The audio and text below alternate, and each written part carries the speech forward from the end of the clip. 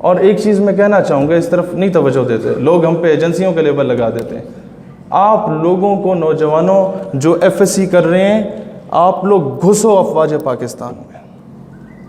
آپ لوگ B S C کر چکے ہو تو سی ایس ایس کا امتحان دو.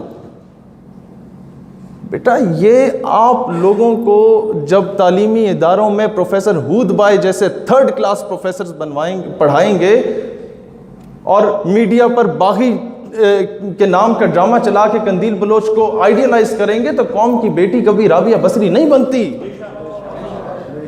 سسٹم کو کون چینج کرتا ہے؟ منسٹر چینج کرتا ہے؟ نہیں.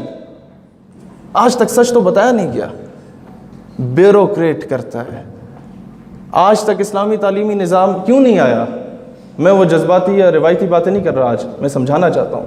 آپ کا سب سے پہلا جو فورن منسٹر تھا، سر ظفر اللہ جسے کہا جاتا ہے، وہ 3rd کلاس آدمی قادیانی تھا.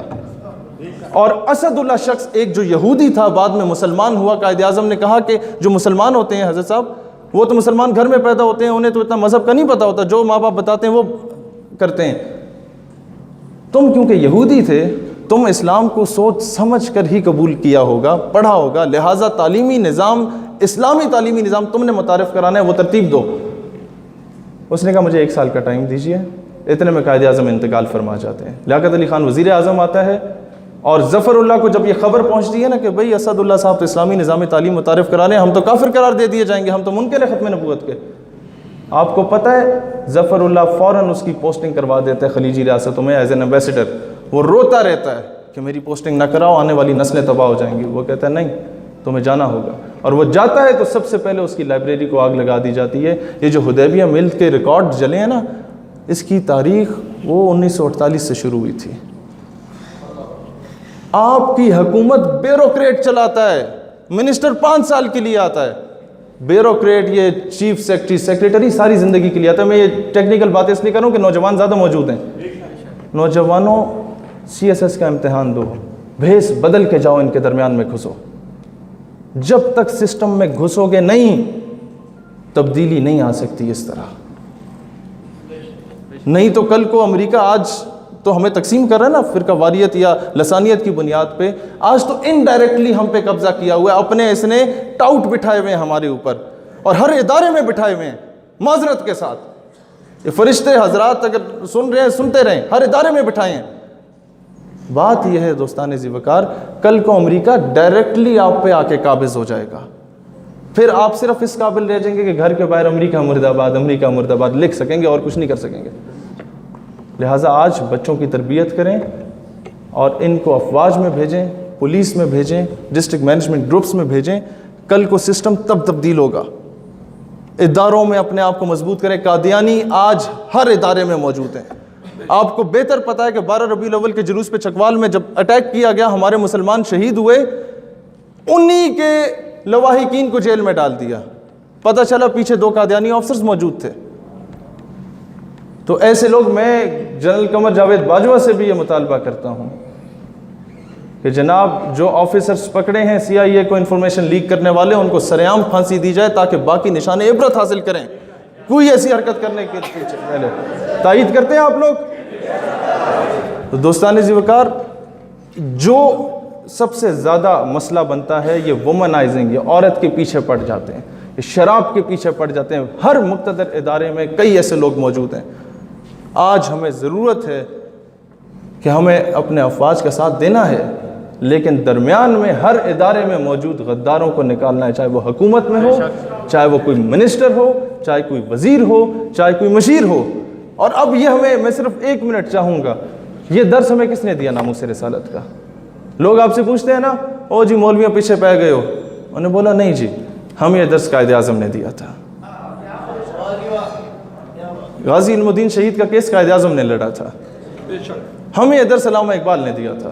غازی علم الدین ڈیفنس کمیٹی علامہ اقبال نے بنائی تھی. قائد اعظم جیل میں جاتے ہیں اور کہتے ہیں علم الدین تم ایک مرتبہ کہہ دو میں نے گستاخ کو جب قتل کیا تو میں ہوش میں نہیں تھا، تو میں تمام ثبوتوں کی روشنی میں تمہیں رہا کروا سکتا ہوں. علم الدین تاریخی جواب دیتا ہے، جناب والا زندگی چے پہلا کم کیتا ہے جڑا ہوش چ رہ کے کیتا ہے. پھر اب کمرہ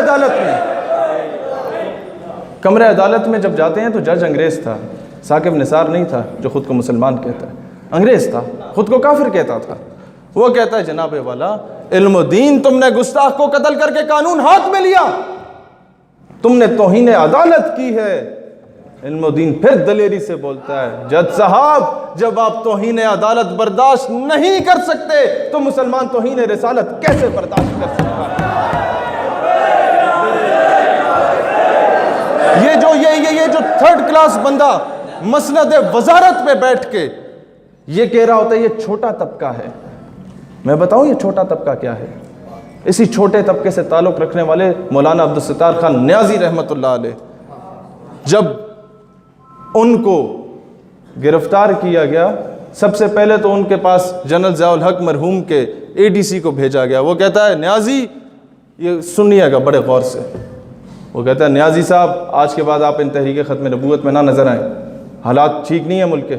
وہ مسکراتے ہیں اور جواب نہیں دیتے۔ وہ کہتا ہے Niazi you know I am in uniform, we are running the state and you are under the state, میں وردی میں ملبوس ہوں، میں ریاست چلا رہا ہوں اور تم ریاست کے ماتحت ہو۔ نیازی صاحب کہتے ہیں بیٹا میں جانتا ہوں تم وردی میں ہو، you are in uniform, you are running the state and I am under the state, but listen I was in uniform when you were in liquid state. سمجھیں کہ میں اس وقت تحریک پاکستان میں پاکستان کا جھنڈا لیے اٹھایا تھا، تب میں وردی میں تھا جب تم پیدا بھی نہیں ہوئے تھے۔ یہ تھا چھوٹا طبقہ۔ کمرہ عدالت میں لے کے جاتے ہیں، جج بڈھا نہیں تھا ثاقب نثار کی طرح، جوان سا تھا، نیا نیا آیا تھا۔ وہ کہتا ہے نیازی میں نے تمہارے ریکارڈ اٹھائے، تمہاری ساری زندگی تحریکوں میں گزری ہے، طنز کرتا ہے۔ نیازی صاحب کہتے ہیں مسکرا کے بیٹا اگر تمہاری زندگی، اگر تم نیازی کی زندگی تحریکوں میں نہ گزرتی تو تم آج اس کرسی پہ نہ بیٹھے ہوتے، کسی تھڑے پہ پکوڑے بیچ رہے ہوتے۔ یہ تھا چھوٹا طبقہ۔ اور یاد رکھو میں خیبر پختونخوا میں ہوں، ماؤں کی تربیت، پھر آپ لوگوں نے جو بچوں کی تربیت کرنی ہے۔ وہ ایک 6 ستمبر کی تقریب تھی، ایک جوان شہید ہوا تھا ہمارا ہندوستان کے خلاف، تو پٹھان ماں کو بلایا جاتا ہے کہ تمہارا بیٹا شہید ہوا ہے، کیا تاثرات ہیں؟ تو میں سمجھ رہا تھا پٹھان ماں آئے گی، روئے گی، کہے گی بچہ بڑا یاد آتا ہے، تو میں مر کھپ گئی ہوں۔ وہ آتی ہے آفرین اس پٹھان ماں پہ، آتی ہے اور کہتی ہے وطن اچھر خپمشے، وطن پریشان نہ ہو، پٹھان ماں زندہ ہیں جو اپنے بچوں کو تجھ پہ قربان کرنے کے لیے تیار ہیں۔ تو یہ پاکستان ہمارے اکابرین نے بنایا، ہمارے خواجہ قمر الدین سیالوی نے بنایا، ہمارے پیر اف مانکی نے بنایا، ہمارے پیر اف زکوڑی نے بنایا، ہمارے پیر پگاڑا نے بنایا، پیر جماعت علی شاہ نے بنایا۔ اگر کوئی کہتا ہے اس ملک کے ٹھیکیدار ہو، بولو ہاں وفادار بھی ہیں، چوکیدار بھی ہیں، ٹھیکیدار کہتے ہو ٹھیکیدار بھی ہیں، تمہیں اس پہ قابض نہیں ہونے دیں گے۔ اللہ اسلام اور وطن عزیز پاکستان کا حامی و ناصر ہو۔ پاکستان ہمیشہ زندہ باد، اللہ ان دلیر بزرگوں کا سایہ ہم پہ سلامت رکھے، آمین۔